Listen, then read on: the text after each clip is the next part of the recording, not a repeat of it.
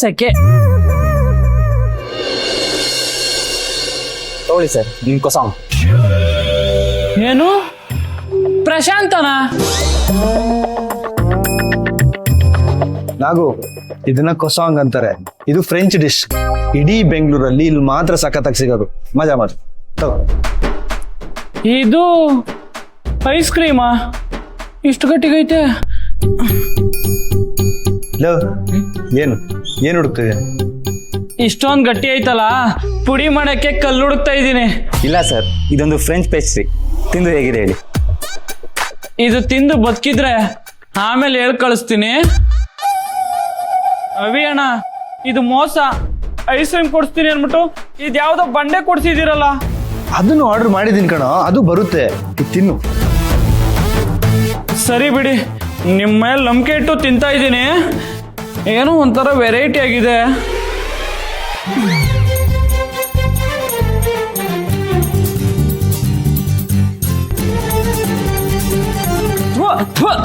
ಅಣ್ಣ, ಆ ಬಟ್ಲರಲ್ಲಿ ಬಟ್ಲರ್. ಸಾರಿ ಏನಾಯ್ತು? ಅಣ್ಣ, ಈ ಪಪ್ಸಿಗೆ ಪಲ್ಯನೇ ಹಾಕಿಲ್ಲ. ಕಡೆ ಪಕ್ಷ ಕ್ಯಾರೆಟ್ ಬೀನ್ಸ್ ಹಾಕೋದಿರ್ಲಿ, ಆಲೂಗಡ್ಡೆನೂ ಹಾಕಿಲ್ಲ. ತಪ್ಪಿ ಸಕ್ಕರೆ ಹಾಕ್ಬಿಟ್ಟವ್ರೆ. ಲೋ ನಾಗು, ಅದು ಪಪ್ಸ್ ಎಲ್ಲ ಕಣೋ, ಪೇಸ್ಟ್ರಿ. ಅದಿರೋದೇ ಹಾಗೆ. ತಿನ್ನು. ಏನ್ ಪೇಸ್ಟ್ರಿನೋ ಏನು? ತಿಂತೀನಿ. ತಿನ್ನೋ.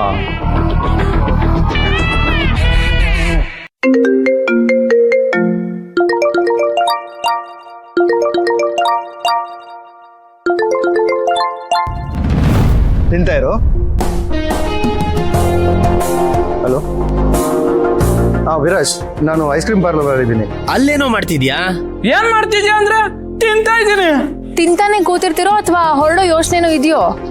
ಹೊರಡಕ್ಕೆ ಇನ್ನೂ ಟೈಮ್ ಆಗುತ್ತೆ ಕಣೋ. ನಾಗು ಇನ್ನೂ ತಿಂತಾ ಇದ್ದಾನೆ. ನೀನು ಇಲ್ಲಿಗೆ ಬಂದ್ಬಿಡು, ನಾನು ಲೊಕೇಶನ್ ಕಳಿಸ್ತೀನಿ. ಸರಿ, ಬರ್ತೀನಿರು. ಗೇಟ್ ತನಕ ಬರೋದಲ್ಲ, ಒಳಗೂ ಬಾ. ಇರಿ, ನಿಮ್ಗಿದೆ, ಅಲ್ಲಿಗೆ ಬರ್ತೀನಿ.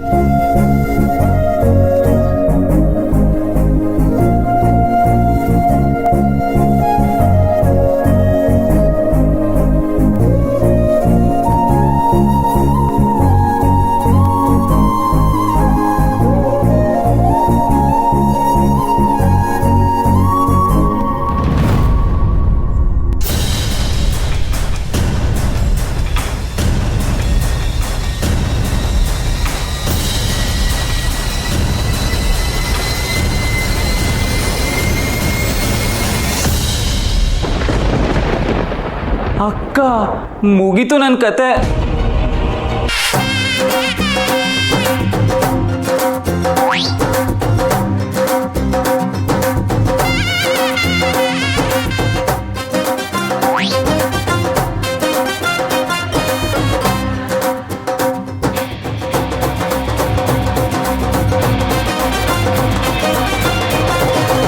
ಕುತ್ತಂಗೆ, ನಾನು ಎಲ್ಲಿದ್ದೀನಿ?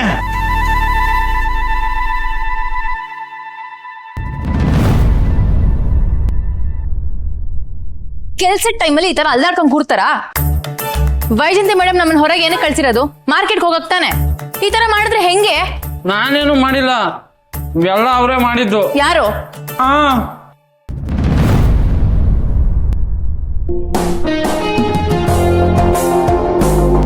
ಸರ್, ನೀವಾ? ಕಿರ್ಚಾಡು, ಕೂಗಾಡು, ಅಕ್ಕಪಕ್ಕ ಯಾರಿದ್ದಾರೆ ಏನು ನೋಡ್ಬೇಡ. ನೀನ್ ಈ ತರ ದೊಡ್ಡ ಗಡಿಗೆ ಬಂದು ಕಿರ್ಚಾಡ್ರೆ ನಾನು ಮರ್ಯಾದೆ ಏನಾಗಬೇಕು? ಸ್ವಲ್ಪ ಅಪ್ರಿಷಿಯೇಟ್ ಮೇಂಟೈನ್ ಮಾಡು. ನೀವ್ ಸರ್ ಜೊತೆ ಬಂದಿರೋದು ಅಂತ ನನಗೆ ಹೇಳಲೇ ಇಲ್ಲ. ಈ ಅಣ್ಣ ಹೇಳಕ್ ಅವಕಾಶ ಕೊಟ್ರೆ ತಾನೆ ಚಿಕ್ಕ ಮಕ್ಳು ಹೊಡೆದು ಹೇಳ್ಕೊಂಡ್ ಬಂದವ್ರೆ. ನಾಗು, ಇವತ್ತಿಗೆ ಸಾಕು. ನೀವು ಕೂತ್ಕೊಳ್ಳಿ, ಅವನಿದ್ದಿದ್ದೆ. ಸರ್, ನಾನ್ ಕೂತ್ಕೊಳ್ಳೋದಾ? ಕೂತ್ಕೋ. ಮೊದಲು ಈ ಸರ್ ಅನ್ನೋದು ನಿಲ್ಸ್ಬಿಡಿ. ಅವನ ಥರನೇ ಅಣ್ಣ ಅಂತ ಕರೀರಿ. ಕೂತ್ಕೊಳ್ಳಿ. ಸರಿ ಸರ್. ಸಾರಿ ಅಣ್ಣ ಸರ್. ಅಣ್ಣ ಸರ್ ಅನ್ನಂಗಿತ್ತು ಅಲ್ವಣ್ಣ?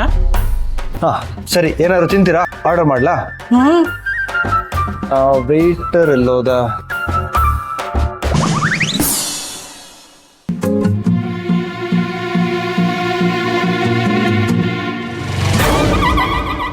ಅಬ್ಬಾ, ನೀನಾ? ಇನ್ಯಾರು ಅನ್ಕೊಂಡೆ. ನೀನೇ ಕಿಲ್ ಬಚ್ಚಿಟ್ಕೊಂಡಿದ್ಯಾ?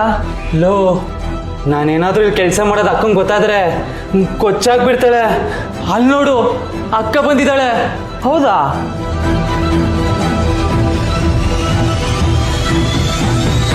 ಹಾ ಮತ್ತೆ ಪ್ರಶಾಂತನ? ಅಯ್ಯಪ್ಪ, ನಿಂತ್ಕೋ. ನೀನೊಂದು ಕೆಲಸ ಮಾಡಕ್ ಅಕ್ಕ ಬಿಡಲ್ಲ, ಅಕ್ಕೊಂದು ಕಷ್ಟ ಹಾಕಿ ನೀ ಬಿಡಲ್ಲ. ನಿಮ್ಮಿಬ್ಬರ ಮಧ್ಯೆ ನಾನು ಅಪ್ಪಚ್ಚಿನೇ. ಸರ್ ಸರಿ ಅಣ್ಣ ಸರ್, ನಂಗೆ ತಿನ್ನಕ್ಕೇನು ಬೇಡ. ನಾನು ನಾಗರಾಜ್ ಅಣ್ಣನ ಕರ್ಕೊಂಡು ಹೋಗೋದಕ್ಕೆ ಬಂದೆ ಅಷ್ಟೇ. ಈಗಾಗಲೇ ವೈಜಯಂತಿ ಮೇಡಮ್ ಕಾಯ್ತಾ ಇರ್ತಾರೆ, ತಡ ಆಗಿದೆ. ಅಮ್ಮಂಗೆ ನಾನು ಹೇಳ್ತೀನಿ, ಏನಾರು ತಿನ್ಕೊಂಡು ಹೋಗಿ. ಹೊರಗಡೆ ತುಂಬಾ ಬಿಸಿಲಿದೆಯಲ್ಲ. ಇಲ್ಲ ನಮ್ಗೆ ತುಂಬಾ ವರ್ಕ್ ಇದೆ. ಟೈಮ್ ಬೇರೆ ಆಯ್ತು, ವಾಚ್ ಬೇರೆ ಹಾಕಿಲ್ಲ. ಬಾ. ಏಯ್ ನಾಗು,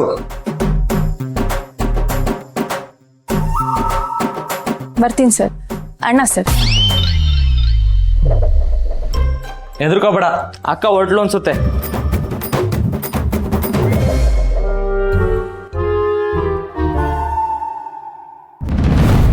ಸದ್ಯ ಆ ದೇವರೇ ಕಾಪಾಡ್ದೆ ನನ್ನ.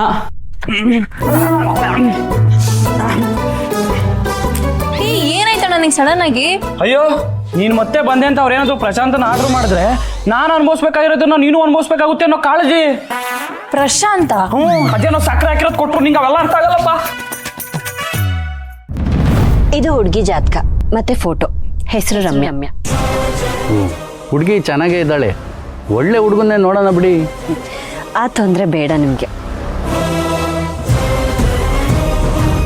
ಓ, ಇದು ಇವನು ನಮ್ಮ ಫ್ಯಾಮಿಲಿ ಫ್ರೆಂಡಿನ ಮಗ. ಕೋಟ್ಯಾಂತರ ರೂಪಾಯಿ ಆಸ್ತಿ ಇದೆ, ನೋಡೋಕ್ಕೂ ಹ್ಯಾಂಡ್ಸಮ್ ಆಗಿದ್ದಾನೆ. ಓದು ಜರ್ಮನಿನಲ್ಲಿ ಮುಗಿಸಿದ್ದಾನೆ.